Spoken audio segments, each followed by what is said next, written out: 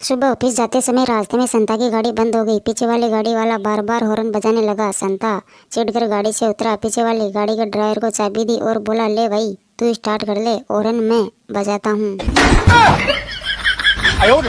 संता बेटा अपने पापा से बोला, पापा पापा मुझे सर्कस देखने जाना है। बनता पापा संता बेटे से बोला, सर्कस देखने के लिए कहीं जाने की क्या जरूरत है बेटे, मुझे देख लो, और अगर रिंग मास्टर को देखना हो तो उधर मम्मी को देख लो।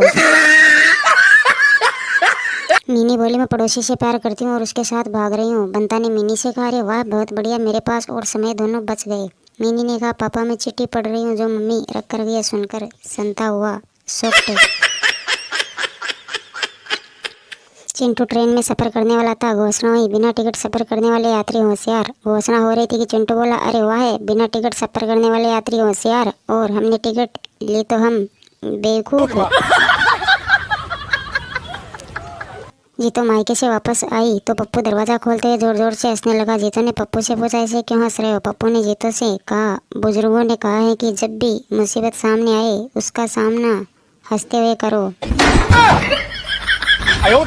पति घर पहुंचा तो पत्नी ने घोषणा की, मैंने आज नौकरानी को निकाल दिया। पति उदास होकर पत्नी से बोला, अरे उसे एक मौका तो दिया होता। पत्नी पति से बोली, पर मैं आपको कोई मौका नहीं देना चाहती। सुनकर पति बेहोश। जप्पू ने अपने दोस्त टप्पू से कहा, तेरी बीवी कुछ कहती नहीं जब शाम को दारू पीकर घर जाता है। टप्पू ने जप्पू से कहा, कहती नहीं बोलती है। जप्पू बोला, क्या? टप्पू बोलती है, कीड़े पड़ेंगे तुम्हारे दोस्तों को जिन्होंने तुम्हें बिगाड़ा है।